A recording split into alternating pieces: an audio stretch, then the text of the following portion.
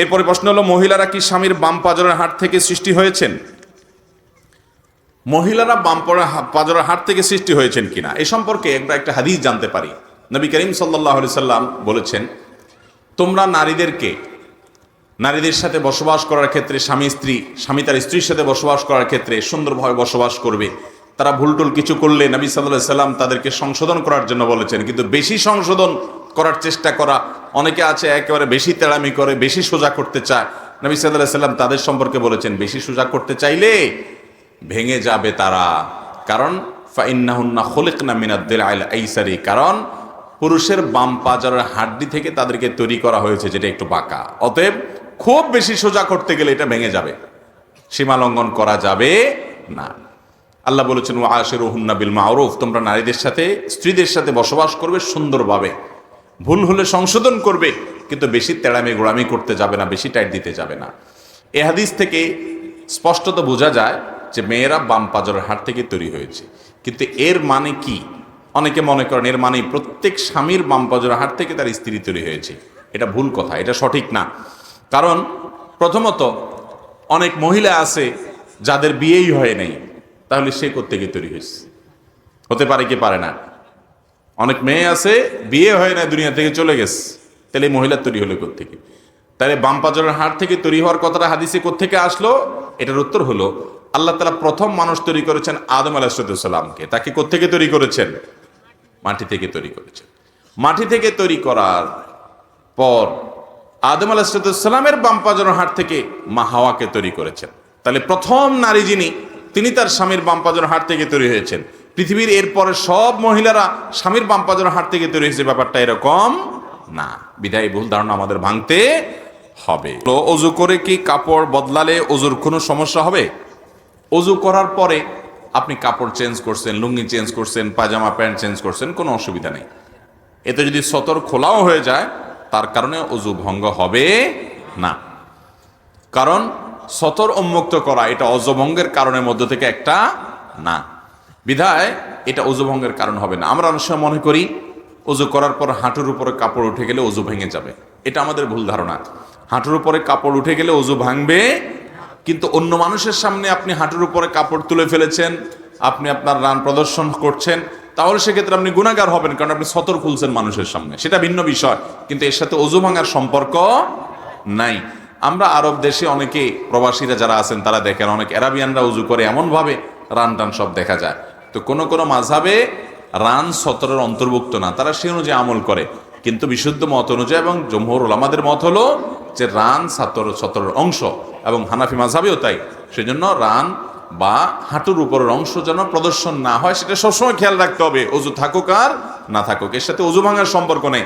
যদি কোনো কারণে কাপড় উঠে যায়, তার কারণে অজু ভাঙবে না, কিন্তু সতর ঢাকার যে গুনাহ সেটা আদায় হবে না।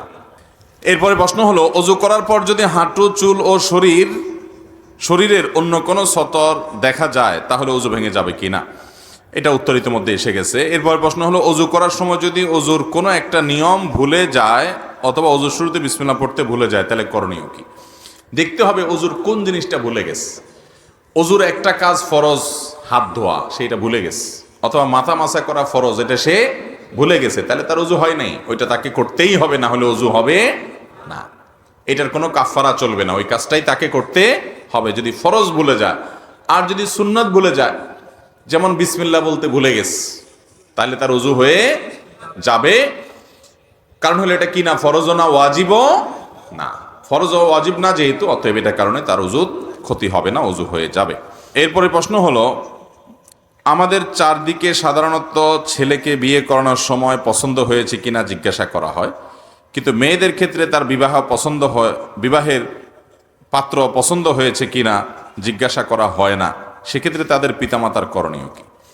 এটা তো খুবই গর্হিত কথা। বিয়ের ক্ষেত্রে ছেলে মেয়ে উভয়েরই কি আছে, মতামতের মূল্য আছে।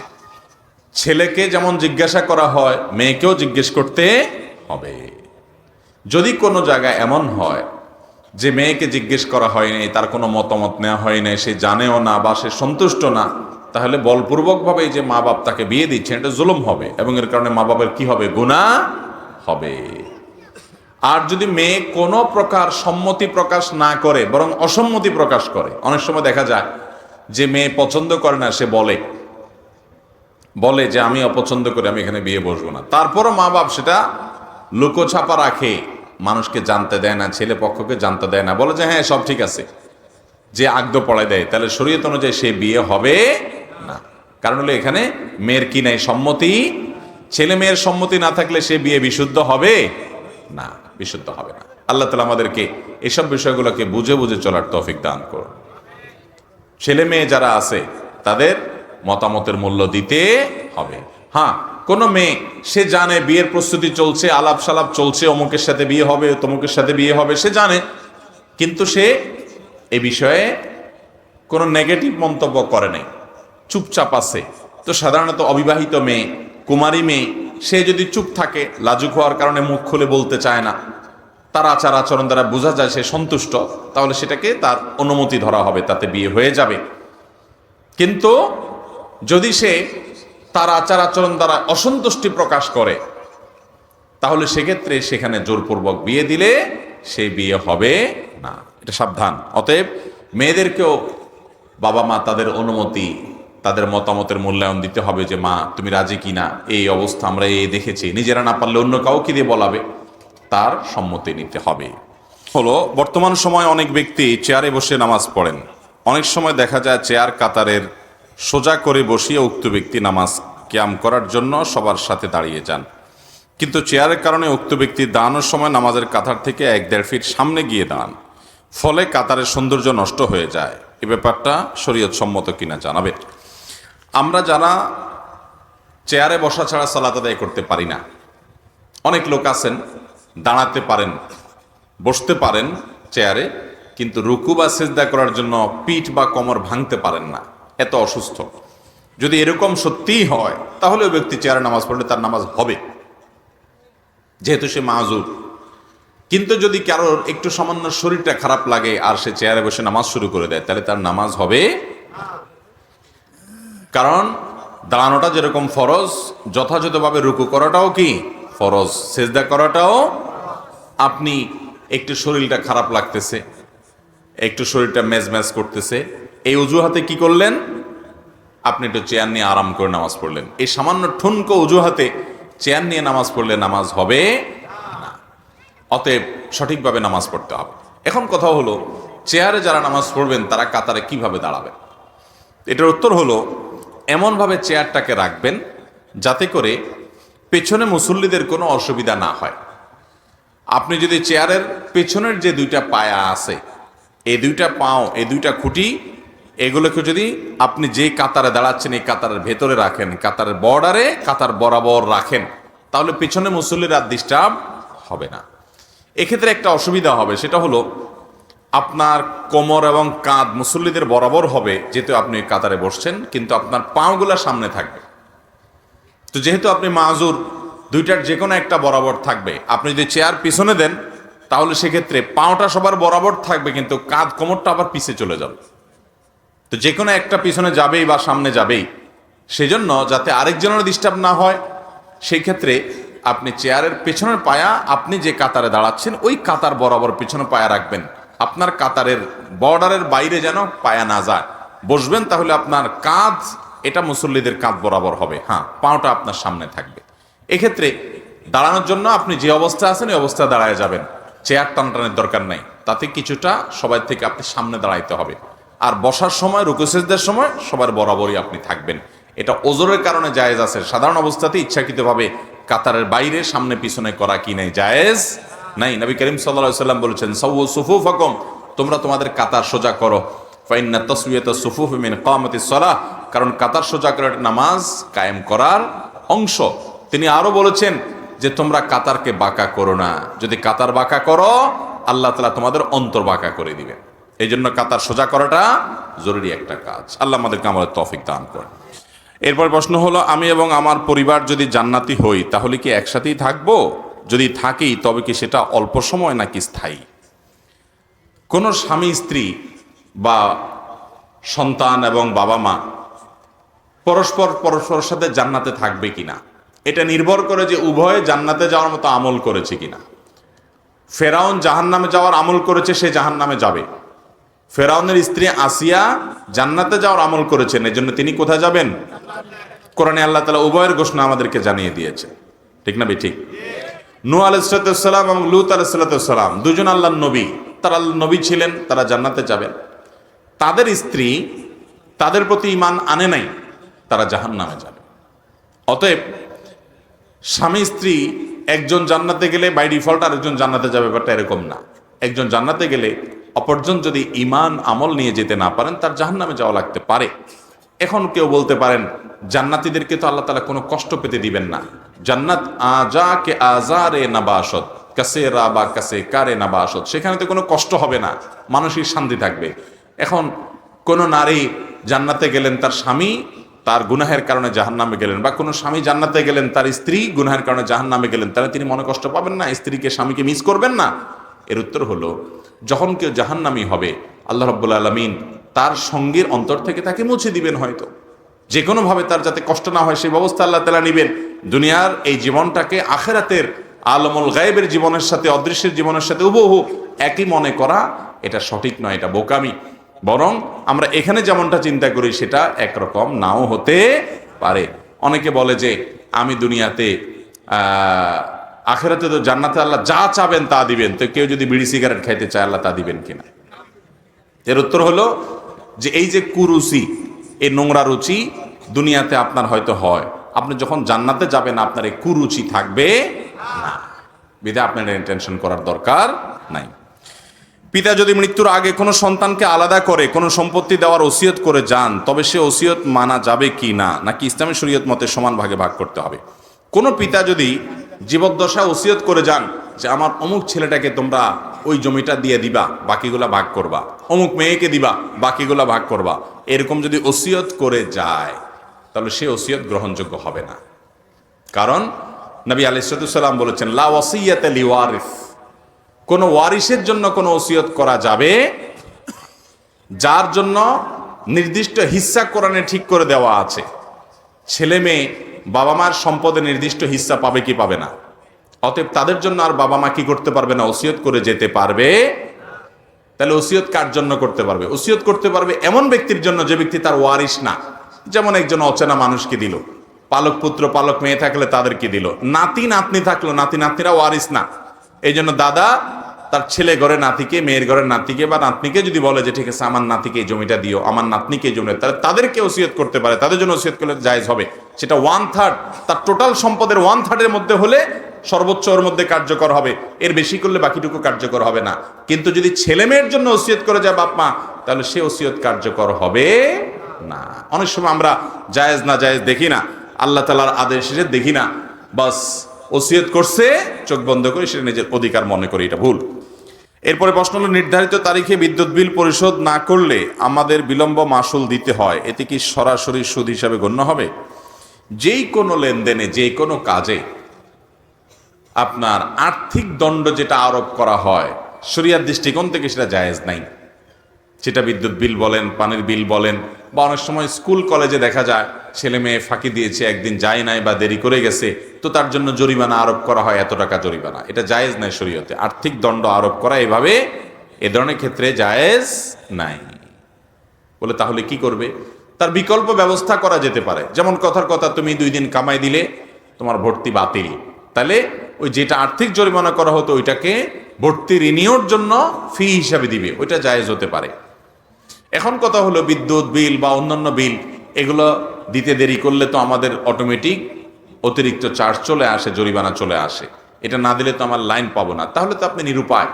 চেষ্টা করবেন সবসময় টাইমলি দিয়ে দেওয়ার, যাতে করে আপনার জরিমানা গুনতে না হয়। ইমানদার হিসাবে যাতে করে ওই গুনাহে লিপ্ত হতে না হয় বা গুনাহের পথ তৈরি না হয়, সেজন্য আপনি চেষ্টা করবেন। কখনো ভুলে গেছেন বা বিশেষ কারণে দেরি হয়ে গেল, তাহলে সেক্ষেত্রে আপনি যদি দেন আপনার গুনাহ হবে না, যেহেতু আপনার হাতে না, আপনি নিরুপায়, আপনাকে বাধ্য করা হচ্ছে এই আর্থিক দণ্ড দেওয়ার জন্য, এটা আপনার জন্য গুনাহ হবে না। কিন্তু আর্থিক জরিমানা নেওয়া এটা এমনিতে কি না, জায়েজ নাই। মনে মনে খারাপ কিছু জল্পনা কল্পনা করলে, চিন্তা করলে গুনাহ হবে কি না? মনে মনে খারাপ কিছু চিন্তা করলে গুনাহ হবে কিনা দেখতে হবে। এই মনে মনে খারাপ চিন্তার ধরনটা কি? কোন কোন ক্ষেত্রে মনে মনে খারাপ চিন্তা করছেন, পরে গুনাহ তো হবেই না, উল্টা বরং সওয়াবও হইতে পারে। এটা আবার কেমনি? এটা আমি বলতেছি, আগে উল্টাটা বলি।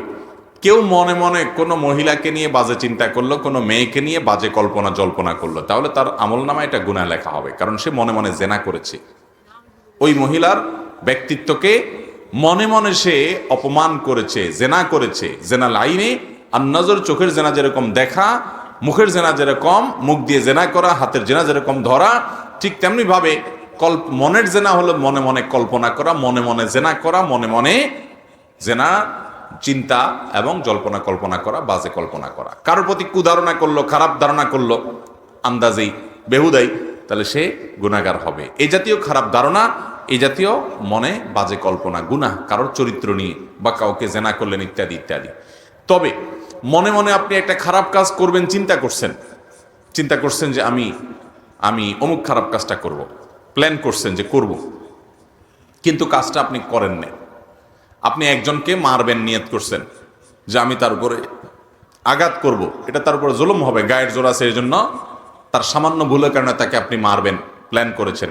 আপনি মদ পান করবেন প্ল্যান করেছেন, আপনি যৌতুক নিবেন নিয়ত করছেন, এরকম খারাপ কাজের নিয়ত করছেন। কিন্তু পরক্ষণে আল্লাহর ভয়ে যদি সেই কাজটা থেকে ফিরে আসেন, না আমি করব না, তাহলে এই যে আপনি খারাপ করার চিন্তা করেছেন, জল্পনা কল্পনা করেছেন, নিয়ত করেছেন, কিন্তু সেখান থেকে আপনি ফিরে এসেছেন, তাহলে এই ফিরে আসার কারণে আল্লাহ তাআলা আপনাকে গুনাহ তো দিবেনই না, বরং আপনি খারাপ কাজ করার চিন্তা করে আবার ফিরে আসছেন, সেজন্য আপনাকে আল্লাহ তাআলা সওয়াব দিবেন। মানহাম্মা বিহাসানাতিন ফালাম ইয়ামালহা, যদি কেউ ভালো কাজ করার চিন্তা করছে কিন্তু করে নাই, করতে পারে নাই, সে তার নিয়ত ছিল সে বছর হজে যাবে, কিন্তু হলো না, কোনো একটা বিপদ আসছে, তো আল্লাহ তাআলা তাকে ওই কাজটা করার সওয়াব দান করবে। আবার কেউ কোনো খারাপ কাজের চিন্তা করেছে কিন্তু সেই কাজটা করে নাই, তো আল্লাহ তাআলা তাকেও সওয়াব দান করবেন, যেহেতু সে খারাপ কাজ থেকে ফিরে এসেছে। আর যদি সে খারাপ কাজ করার চিন্তা করে এবং খারাপ কাজটা করে, তখন তাকে আল্লাহ তাআলা একটা গুনাহ দিবেন, যেহেতু সে খারাপ কাজ করেছে। দেখেন আল্লাহ তাআলা কত আরহামুর রাহিমিন, ভালো কাজের নিয়ত করলে একটা সওয়াব হয়, আর কাজটা যদি করে তখন দুইটা সওয়াব হয়, কারণ একটা হলো নিয়ত করার সওয়াব, আর একটা হলো কাজটা করার সওয়াব। আর খারাপ কাজ করবে সে নিয়ত করেছে, তো আল্লাহ তাআলা অপেক্ষা করেন, আল্লাহর ফেরেশতারা যারা লিপিবদ্ধ করেন তারা অপেক্ষা করেন, এই লোকটা যদি খারাপ কাজটা করে তাহলে তার আমলনামায় একটা খারাপ কাজের গুনাহ হয়, আর যদি সে ফিরে আসে ওই গুনাহ লেখা হয় না, বরং সে ফিরে আসার কারণে কি হয়, উল্টা আরো সওয়াবের ভাগীদার হয়। তাহলে মনে মনে খারাপ চিন্তাকে আমরা দুই ভাগে ভাগ করতে পারি। এক হলো যে মনে মনে আপনি কারো সম্পর্কে খারাপ ধারণা করলেন, মানুষের চরিত্র হনন অনেক বড় একটা ব্যাপার, অনেক বড় ব্যাপার। তাহসাবুনাহু হাইয়িনা ওয়া হুয়া ইনদাল্লাহি আযীম, আল্লাহ বলেছেন এগুলো তোমরা তুচ্ছ মনে করো, অথচ আল্লাহর কাছে এটা অনেক বড় ব্যাপার।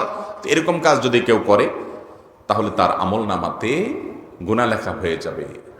কেউ মনে মনে কোনো মেয়েকে নিয়ে জল্পনা কল্পনা করেছে, ছবি দেখেছে, ভিডিও দেখেছে, ওই মেয়েকে নিয়ে জেনা করেছে, বাস তার আমলনামা কি হবে, গুনাহ লেখা হয়ে যাবে। আল্লাহ আমাদেরকে গুনাহগুলো থেকে বেঁচে থাকার তৌফিক দান করুন।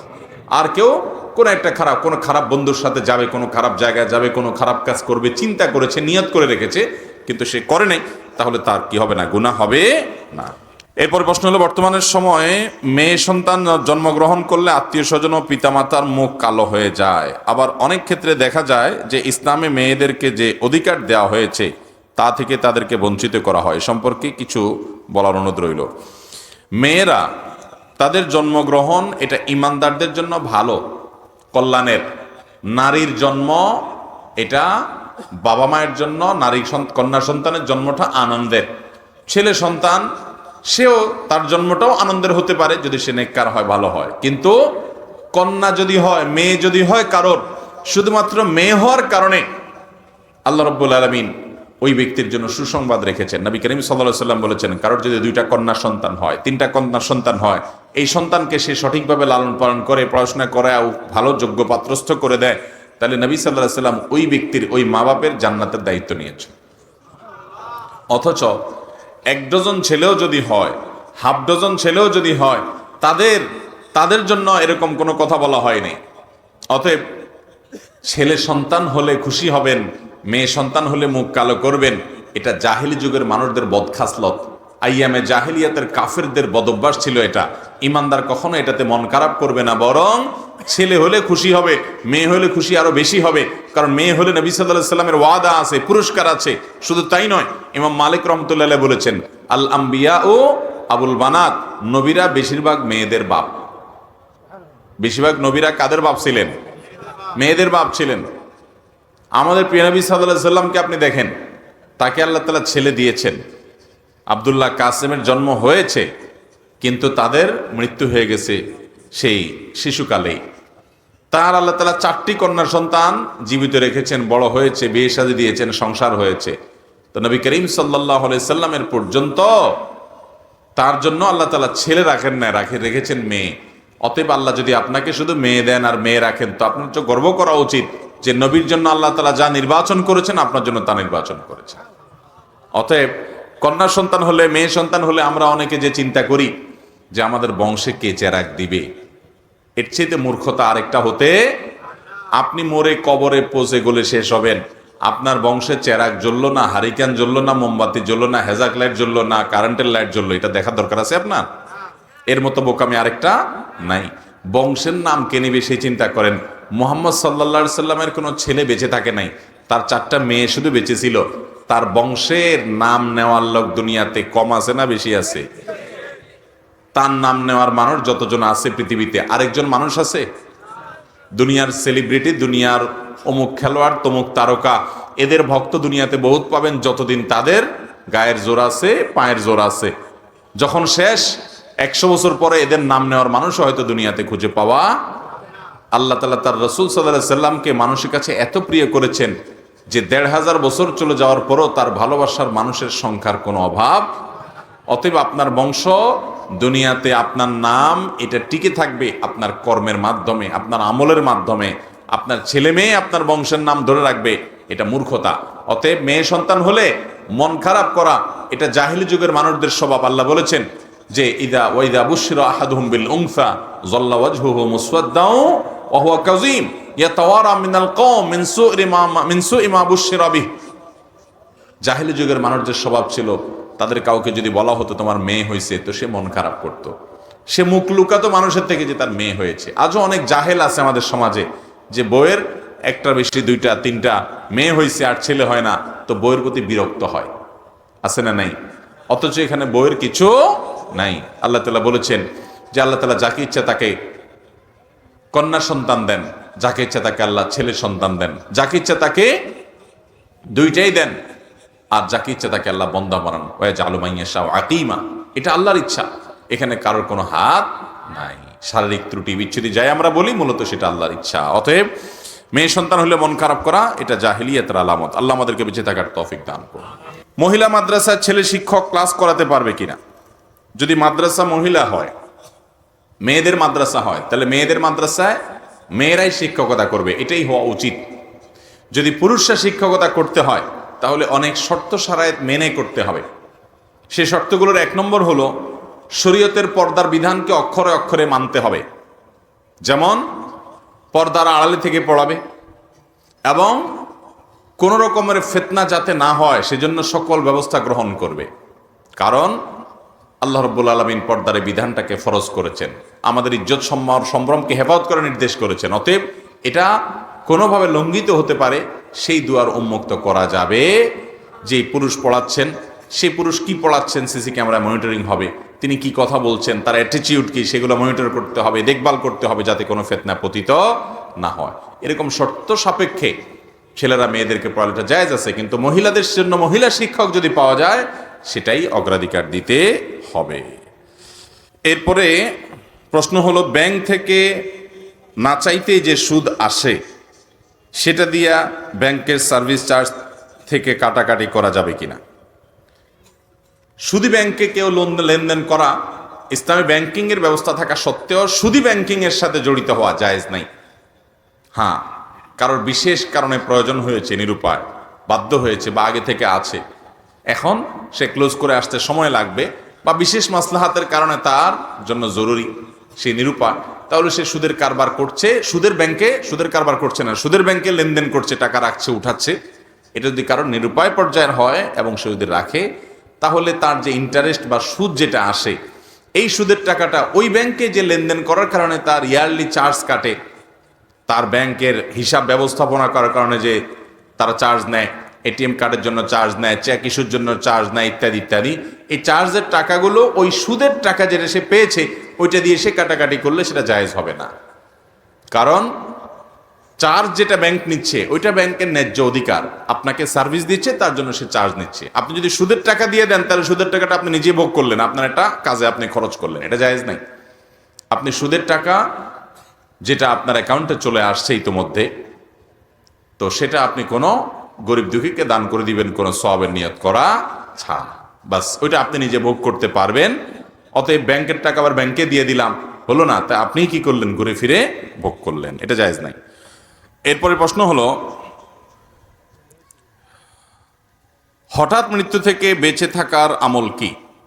নবী করিম সাল্লাল্লাহু আলাইহি সাল্লাম হঠাৎ মৃত্যু থেকে বেঁচে থাকার জন্য আল্লাহ তাআলার কাছে দোয়া করতেন, আল্লাহুম্মা ইন্নী আসআলুকা, আল্লাহুম্মা ইন্নী আউযুকা মিন যাওয়ালি নি'মাতিকা, আল্লাহ আপনার নেয়ামত যেন হঠাৎ করে আমার থেকে চলে না যায়, এর জন্য আপনার কাছে আমি কি চাই, আশ্রয় চাই এবং পানা চাই। হঠাৎ আমার নেয়ামত ছিনে নিয়ে গেলেন, এটা যেন না আসে, এই দোয়া নবী সাল্লাল্লাহু আলাইহি সাল্লাম পড়তেন। তবে হঠাৎ মৃত্যু হলে সেটাকে আবার খারাপভাবে দেখারও কারণ নাই। কেউ অ্যাক্সিডেন্টে মারা গেছে, পানিতে পড়ে ডুবে মারা গেছে, আগুনে পুড়ে মারা গেছে, কোন একটা বিপদে পড়া মারা গেছে, হঠাৎ মরে গেছে, এটাকে খারাপ মনে করার কোনো কারণ নাই। এটা নির্ভর করে ব্যক্তির আমল কি। নবী সাল্লাল্লাহু আলাইহি সাল্লাম বলেছেন, মওতুল ফুজাআহ বা হঠাৎ মৃত্যু, আকস্মিক মৃত্যু, এটা ইমানদারের জন্য ভালো আর বেঈমানের জন্য খারাপ। ইমানদারের জন্য ভালো এই জন্য যে সে তো জান্নাতি, মানে মুত্তাকি জান্নাতি মানুষ, যে তার যদি হঠাৎ মৃত্যু হয়ে যায় তাহলে সে দুনিয়া থেকে হঠাৎ করে সে জান্নাতের নেয়ামতের মধ্যে ঢুকে গেল, এটা তার জন্য ভালো।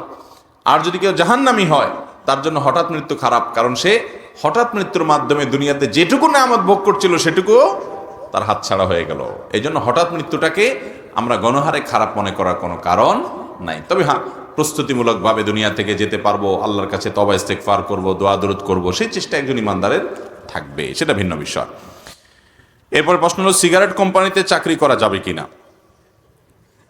সিগারেট কোম্পানিতে অথবা এমন কোন প্রতিষ্ঠানে চাকরি করা জায়েজ হবে না যে প্রতিষ্ঠান হারাম জিনিস প্রোডাকশন করে।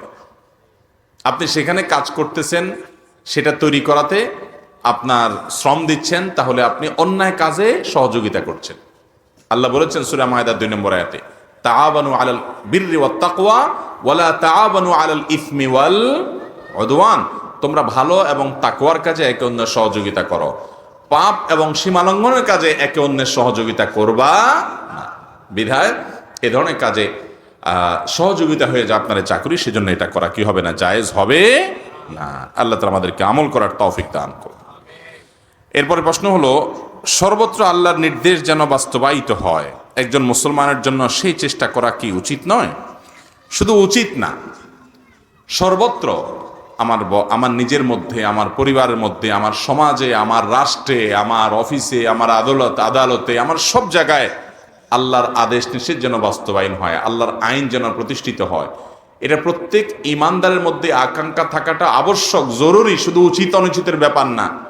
যদি কোনো ইমানদার মনে করে যে না, আল্লাহর বিধিবিধান এই যুগে চলে না, সেকুলার এই জীবনযাপনই আমাদের জন্য ভালো, তাহলে তার ইমানই থাকবে না, তার ইমানই থাকবে, সে বেঈমান হয়ে যাবে।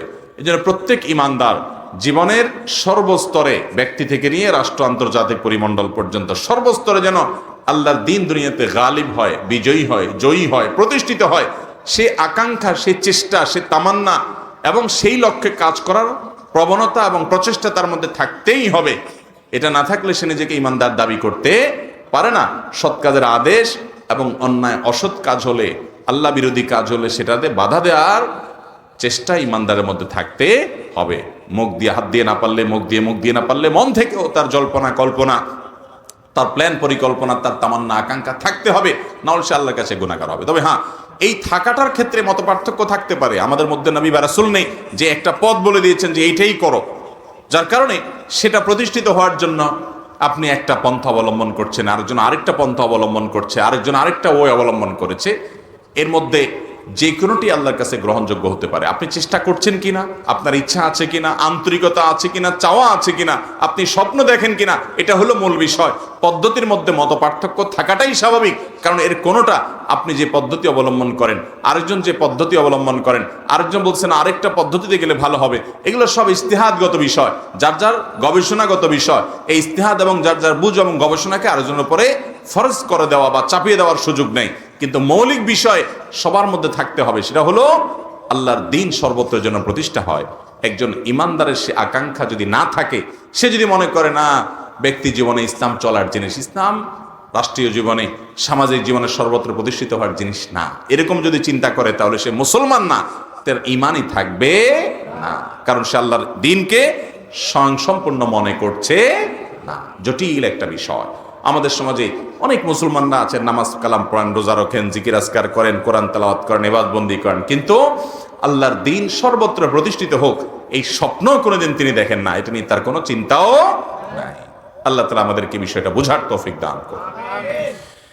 এরপরে প্রশ্ন হলো, সম্প্রতি পাঠ্যপুস্তক নিয়ে যে সমালোচনা তৈরি হয়েছে, ইতিমধ্যে মাননীয় শিক্ষামন্ত্রী সেটা পরিবর্তনের কথা বলেছেন, এতে কি আপনারা সন্তুষ্ট হয়েছেন? আলহামদুলিল্লাহ, এ বিষয়ে আমরা এর আগে কথা বলেছি এবং ক্লাস 6 এবং 7-এর বইয়ে কিছু অসঙ্গতি, কিছু ত্রুটি, এগুলো আমরা তুলে ধরেছি। তো সেগুলো আলহামদুলিল্লাহ সরকার সর্বোচ্চ মহলে আমলে নেওয়া হয়েছে এবং ইতিমধ্যে কমিটি করে তদন্ত করে এটার জন্য উদ্যোগ নেওয়া হচ্ছে সংশোধনের। এটা প্রশংসার দাবিদার। আমরা এই উদ্যোগকে প্রশংসা করি এবং সাধুবাদ জানাই। আলহামদুলিল্লাহ, যথোপযুক্ত উদ্যোগ এবং সময়োচিত সিদ্ধান্ত নেওয়া হয়েছে, খুবই ভালো। কিন্তু এখনো পর্যন্ত আমি যেটুকু পেপার পত্রিকা থেকে দেখেছি সেটা হলো যে ডারউইনের যে সস্তা মতবাদ, আমাদেরকে বানরের খালাতো ভাই, বানরের সন্তান বানানোর যে হাস্যকর থিওরি চাপিয়ে দেওয়া হচ্ছিল বাচ্চাদের বইয়ে, সেটা থাকবে না, এতটুকু নিশ্চয়তা আমরা এতটুকু আমরা পেয়েছি। আলহামদুলিল্লাহ, বলেন আলহামদুলিল্লাহ। এটাও কম অর্জন না। কিন্তু পর্দাকে তাচ্ছিল্য করে যে 5টা গল্প লেখা হয়েছে এবং মুসলিম শাসকদেরকে যে ছোট করা হয়েছে বইয়ে, এই 2টা মোটা দাগের বিষয়। এগুলোর কারেকশন এবং সংশোধনী যেমন আনতে হবে, শরীফার গল্পের মাধ্যমে ট্রান্সজেন্ডার এটাকে প্রতিষ্ঠিত করতে গিয়ে আমাদের সন্তানদেরকে যে সমকামিতার দিকে নিয়ে যাওয়া হচ্ছে সূক্ষ্মভাবে, এই 3টা বিষয়কে বিশেষ করে অবশ্যই গুরুত্বের সাথে আমলে নিতে হবে। এবং এই জাতীয় আরও যে সমস্ত অসঙ্গতি আছে, আপনারা জানেন তথ্যগত ভুল আছে, সেখানে বঙ্গবন্ধুর বাবার নাম পর্যন্ত ভুল লেখা, অসঙ্গতি, অনেক ত্রুটি আছে, সে সবগুলো তো সংশোধন করবেই। সুনির্দিষ্ট করে উলামা একরামের তরফ থেকে আপনার এই যে 5টি গল্প পর্দাকে তাচ্ছিল্য করার জন্য অবরোধ বাসনি থেকে আনা হয়েছে, এগুলোকে রিমুভ করতে হবে। এবং এই বিষয়টা এত স্পর্শকাতর যে এই বিষয়ে উলামা একরামের চুপ থাকার কোনো সুযোগ নাই, হৃৎপিণ্ডে হাত দেওয়ার মতো। আমাদের সন্তানরা আমাদের ট্যাক্সের টাকায় কুফুর শিখবে, শিরিক শিখবে, তার মা বোরকা পরে, তার মা পর্দা করে, তার শিক্ষিকা পর্দা করে, তার দাদি পর্দা করে, তার নানি পর্দা করে, তার খালা পর্দা করে, সে বাঙালি মুসলিম, মুসলমান তো বটে, বাঙালি নারী, এমনকি বাঙালি হিন্দুও মহিলা যদি হয়, তাকে আপনি যদি কল্পনা করেন, তো আপনি দেখবেন যে একজন মাথায় কাপড় দেওয়া নারী আপনার স্মৃতিতে ভেসে আসছে। সেখানে এই বাঙালির সংস্কৃতি, এটাকে দূর করা, মুসলমান সন্তানকে পর্দার প্রতি বীতশ্রদ্ধ করা, শিক্ষার নামে এই কুশিক্ষা কখনো গ্রহণযোগ্য হতে পারে। আমরা আশা করব যে ডারউইনের মতবাদের এই তথ্যটা, এই থিওরিটা, এটা যেরকম বাচ্চাদের বই থেকে বাদ দেওয়ার সিদ্ধান্ত নেওয়া হয়েছে, আমরা প্রশংসা করি, আমরা সাধুবাদ জানাই যারা এর জন্য সিদ্ধান্ত গ্রহণ করেছেন। আল্লাহ তাআলা তাদেরকে আজর আজিম দান করুক, হেদায়েত দৌলত দান করুক। কিন্তু সেই সাথে ওই যে পর্দাকে তাচ্ছিল্য করে দেওয়া গল্পগুলো এবং শরীফার গল্প এবং মুসলিম শাসকদেরকে ভিলেন বানানোর যে চক্রান্ত এবং মন্দিরের ছবি, অর্ধলঙ্গ আপনার প্রতিমার ছবি দিয়ে ভরে ফেলা, আবার আনুপাতিক হারে সংখ্যাগরিষ্ঠ মুসলমানদের এই দেশে মসজিদের ছবি ইত্যাদি কম দেওয়া সহ আরও যে সমস্ত আপনার বিকৃতি, যে সমস্ত বিভ্রাট বইয়ে আছে, চক্রান্ত এই বইয়ে আছে, সেগুলো সবগুলো দূর করা হোক। আলহামদুলিল্লাহ, আমাদের এই দেশের মানুষ ধর্মপ্রাণ, হিন্দুরা তাদের ধর্ম পালন করে, মুসলমানরা তাদের ধর্ম পালন করে এবং শান্তিপূর্ণ সহাবস্থানে বিশ্বাস করে। যারা পাঠ্যপুস্তক প্রণয়নের সময় ইচ্ছাপূর্বকভাবে এই সমস্ত ধর্মবিদ্বেষী, এগুলো সকল ধর্মের উপরে আঘাত, ধর্মবিদ্বেষী এই সমস্ত উদ্যোগ গ্রহণ করেছে, তারা এই দেশের শত্রু, এদেশের মানুষের শত্রু। তারা অস্থিতিশীল পরিস্থিতি তৈরি করতে চায়, কোনো বিশেষ এজেন্ডা বাস্তবায়ন করতে চায়। আল্লাহ রাব্বুল আলামিন এই সকল চক্রান্তকারীদের মুখোশগুলোকে উন্মোচন করে দেখ। সরকারের সর্বোচ্চ মহল তাদেরকে বের করে শাস্তির আওতায় আনবে আমাদের বিশ্বাস। কিন্তু দারুণের মতবাদ যেটা বাদ দেওয়া হয়েছে, আমরা অন্তঃস্থল থেকে সাধুবাদ জানাই, শুকরিয়া জানাই, সরকারের সময়োচিত সিদ্ধান্ত নিয়েছে, কিন্তু বাকিগুলোরও ব্যবস্থা নিতে হবে। আল্লাহ তাআলা সেই তৌফিক সংশ্লিষ্ট সবাইকে দান করুন। ভাই, আপনি কোন জায়গায় পড়াশোনা করেছেন যদি বলতেন খুব ভালো হতো। বা এই বিষয়ে আমাদের এর আগে বিভিন্ন জায়গায় বলা হয়েছে। আমি পড়াশোনা শুরু করেছি আমার গ্রামে লক্ষ্মীপুরে, এরপরে পড়েছি আমরা নোয়াখালীতে একটা মাদ্রাসাতে, তারপরে আমরা চন্দ্রগঞ্জের একটা মাদ্রাসাতে, তারপর আমরা পড়াশোনা করেছি হাতিয়াতে, পড়েছি হাটাজারিতে, যশোরের জামিয়া ইসলামিয়া দওয়াটনা মাদ্রাসায়, খুলনা দারুল উলুমে। এভাবে দেশের গণ্ডিতে আমাদের পড়াশোনা মোটামুটি সীমাবদ্ধ, আলহামদুলিল্লাহ। এরপরে প্রশ্ন হলো, সাউন্ড সিস্টেমে গান বাজনায় ভাড়া দিয়ে টাকা উপার্জন করা জায়েজ হবে কিনা? এটা তো তার ব্যবসা, ব্যবসা হলেই কি সেটা জায়েজ হয়ে যাবে? কেউ হারাম ব্যবসা করে, মদের ব্যবসা করে, যদি বলে এটা তো আমার ব্যবসা, তো আপনার ব্যবসা তো হালাল হতে হবে। আল্লাহ তাআলা আহাল্লাল্লাহুল বাইআ, আল্লাহ ব্যবসাকে হালাল করেছেন, কিন্তু এর মানে এই না যে আপনি নাজায়েজ ব্যবসা করবেন, সেটা আল্লাহ তাআলা হালাল করবেন। অতএব সাউন্ড সিস্টেমের ব্যবসা যদি করেন, আপনার মাইক, আপনার সাউন্ড সিস্টেম, আপনার লাইট, আপনার অন্যান্য যে সমস্ত আয়োজন আছে, এগুলো এমন কাজে ভাড়া দিবেন যে কাজটা হালাল এবং বৈধ। যেটা হারাম সে কাজে আপনি ভাড়া দিতে পারবেন না। যদি দেন তাহলে আপনি গুনাহের ভাগীদার হবেন। ওই যে আল্লাহ বলেছেন, ওয়ালা তাআওয়ানু আলাল ইসমি ওয়াল উদওয়ান, তোমরা পাপ এবং সীমা লঙ্ঘনের কাজে কেউ কারো সহায়তা করো না। একজন গান বাজনার অনুষ্ঠান করেছে, আপনি সেখানে ভাড়া দিয়েছেন, তাহলে তার কাজটা করতে আপনি সহায়তা করলেন, বিধায় এটা কি হবে না, জায়েজ হবে। মুশকিল হলো যারা বিশেষ করে ডেকোরেশনের ব্যবসা করেন, এইরকম জায়গায় যদি ভাড়া না দেন তো আর জায়গায় খুঁজে পাবেন না, দেখা যাবে। কারণ 100টা কাস্টমার আসলে 80টাই হলো ওই গান বাজনার কাস্টমার। তো ভাইরা আমার, জান্নাত তো এত সস্তা না। জান্নাতে যাওয়ার জন্য কিছু স্যাক্রিফাইস করতে হবে, কিছু ছাড় দিতে হবে। বিধায় আপনি যদি আশা করেন যে না, দুনিয়াতেও আমি একেবারে 100তে 100 পাবো, আখেরাতেও আবার জান্নাত পাবো, এটা কিভাবে আশা করেন? আপনার কাছে অনেক কাস্টমার আসবে, আপনার খানার টান পড়বে, রুজির টান পড়বে, রিজিকের উপার্জনের টান পড়বে, তারপর আপনি হারামে যাবেন না। এই যে স্যাক্রিফাইস, এই যে ছাড়, এই যে কষ্ট, এর বিনিময়ে তো আল্লাহ তাআলা জান্নাত দিবে আপনাকে। আল্লাহ আমাদেরকে সেই তৌফিক দান করুন। আমার উপার্জন কম হোক, আমার পাশে আরেকজন ডেকোরেশন ব্যবসা করে লাল হয়ে যাচ্ছে, বাড়ি গাড়ি করে ফেলছে, করে ফেলাক, আমার জান্নাত পেতে হবে, বিদায় আমি ওই হারাম উপার্জন করব না। আল্লাহ আমাদের তৌফিক দান করুন। আমি খুব অসুস্থ, আমার যা ইনকাম করি আহাল পরিবারকে দিয়ে দেই। আমি অল্প টাকা ইনকাম করি, আল্লাহর উপর কি ভরসা করে চিকিৎসা করব না ভাবছি, এখন আমার করণীয় কি? দেখুন, অনেকে এরকম আছেন যে তার উপার্জন কম, নিজের চিকিৎসা করতে গেলে আর বাপ মা ভাই বোনের খরচ দিতে পারেন না, আবার তাদের খরচ দিতে গেলে নিজের চিকিৎসা হয় না। তো এক্ষেত্রে তার জন্য নিজের চিকিৎসা না করে পরিবারের ভরণ পোষণ দিলেন জায়েজ হবে কিনা? উত্তর হলো এটা জায়েজ হবে। কারণ চিকিৎসা গ্রহণ করা সব সময় ফরজ না, চিকিৎসা গ্রহণ করাটা সুন্নাহ সাধারণ অবস্থাতে। আপনি যদি মনে করেন যে আল্লাহর উপর আমি তাওয়াক্কুল করলাম, আমি আজওয়া খেজুর খেলাম, আমি দোয়া করলাম, আমি কোরআন থেকে শেফা গ্রহণ করলাম, আল্লাহ তাআলা চাইলে এখান থেকে আমাকে শেফা দিতে পারেন, আর আল্লাহ না চাইলে ওষুধ খেয়েও আমার শেফা নাও হতে পারে, আমি আল্লাহর উপর তাওয়াক্কুল করলাম আর পরিবারের ভরণ পোষণ দিলাম, এটা জায়েজ হবে, এটা কারণে গুনাহ হবে না। আর যদি আপনি নিজের চিকিৎসাও করেন, আবার পরিবারকে যতটুকু না হলে ততটুকু দেওয়ার চেষ্টা করেন, তো সেটাও আপনার জন্য জায়েজ হবে। কিন্তু আপনার চিকিৎসা করাটা আপনার জন্য ফরজ বা ওয়াজিব নয়, যেটা তরক করলে আপনার কি হবে? গুনাহ হবে। এরপরে প্রশ্ন হলো, আমি একজন যুবক, আমি সালাত পড়ি, বেশিরভাগ সময় অসুস্থ থাকি, আল্লাহ কেন আমাকে বেশি বিপদের মুখে ফেলেন? আমাকে কিছু আমলের কথা বললেন যাতে করে বিপদে আমি সবর করতে পারি। ভাইরা আমার, আমাদের অনেকেরই অভিযোগ যে আমি এত নামাজ কালাম পড়ি, তাও আমার এত বিপদ আসে কেন? আরেকটা আছে আমার সাথে পরিচিত, ওইটা নামাজ কালাম পড়ে না, তারপরে সে খুব সুখে শান্তি আছে। অনেক সময় এরকম হয় কি হয় না? শুধু তাই না, অনেক লোক দেখা যায় আগে বেনামাজি ছিল, বিপদ আপদ ছিল না, এখন নামাজ শুরু করছে, একটার পর একটা বিপদ, একটার পর একটা সমস্যা। হয় কি হয় না? দেখুন, নবী করিম সাল্লাল্লাহু আলাইহি ওয়াসাল্লামের একটা হাদিস আছে, আল্লাহ কাউকে ভালোবাসলে তার কিছু আলামত আছে, মার্কা আছে। আল্লাহ কাকে পছন্দ করেন, কাকে ভালোবাসেন, কিছু পছন্দ, কিছু আলামত আছে। এই আলামতেরগুলোর ভিতরে একটা আলামত হলো, ইন্নাল্লাহা ইযা আহাব্বা কওমান ইবতালাহুম, আল্লাহ যখন কাউকে ভালোবাসেন তাকে পরীক্ষায় ফেলেন। তাকে কি করেন? তাকে পরীক্ষায় ফেলেন। নবীগণ তাদের সম্পর্কে আপনার হাদিসে আছে আসাদুন নাসে বালাআন আল আম্বিয়া সুম্মাল আমসাল ফাল আমসাল, সবচেয়ে বেশি বালা, সবচেয়ে বেশি বিপদ মুসিবত এসেছে যাদের জীবনে তারা কারা? নবী রাসূলগণ। তাদের সাথে যাদের যত বেশি মিল হবে তাদের জীবনে বিপদ আপদ তত বেশি আসবে।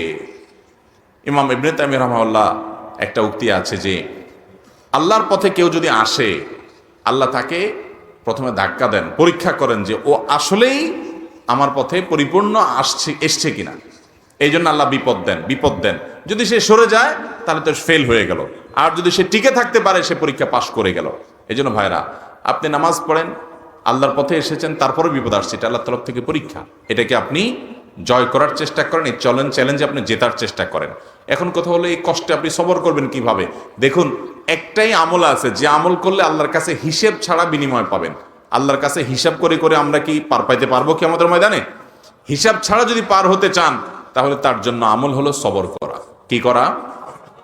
আল্লাহ কোরআনে বলেছেন ইন্নামা ইউওয়াফাস সাবিরুনা আজরাহুম বিগাইরি হিসাব। ধৈর্যশীল আর সবরকারীদেরকে আল্লাহ তাআলা যে দিবেন হিসাব ছাড়া দিবেন। এই জন্য কি করতে হবে ভাই? সবর করতে হবে। সবর এমন একটা আমল যে আস-সবরু জাযাউহু আল জান্নাহ, ধৈর্যের বিনিময়, সবরের বিনিময় হলো জান্নাত। একজন মানুষ নামাজ পড়তে কষ্ট হয় তবুও নামাজ পড়ায়, ফজর নামাজ পড়তে আসতে কষ্ট হয় তবুও কষ্ট করে, এর নাম সবর। একটা মানুষ টাকা হারাম উপার্জন করতে পারে, সবাই করে, সে করে না, গরিব থাকে তারপরও করে না, এই যে সবর। নিজেকে নিয়ন্ত্রণ করে, রাগের চোটে একটা গালি দিতে পারে কিন্তু দেয় না, আল্লাহকে ভয় করে, সবর। কারোর প্রতি জুলুম করতে পারে কিন্তু করে না, সবর। সে চাইলে খারাপ পথে যাইতে পারে কিন্তু যায় না, সবর। এই সবরের বিনিময়ে আল্লাহ তাআলা জান্নাত দিবেন। আল্লাহ আমাদের সবাইকে সবরকারী হওয়ার তৌফিক দান করুন। সবাই সবর করবো তো ইনশাআল্লাহ। সবরের তৌফিক আমাদের ব্যক্তি জীবনে, আমাদের প্রত্যেকটা ক্ষেত্রে, সব ক্ষেত্রে যেন আমরা সবর এখতিয়ার করতে পারি, ধৈর্য ধারণ করতে পারি, নিজেকে নিয়ন্ত্রণ করতে পারি। এই কন্ট্রোলিং পাওয়ার, আত্মনিয়ন্ত্রণ করার ক্ষমতা আল্লাহ তাআলা আমাকে, আপনাকে, আমাদের সবাইকে দান করুন। জাযাকুমুল্লাহু খায়রা ওয়া আখিরু দাওয়ানা আনিল হামদুলিল্লাহি রাব্বিল আলামিন। আসসালামু আলাইকুম ওয়া রাহমাতুল্লাহি ওয়া বারাকাতুহু।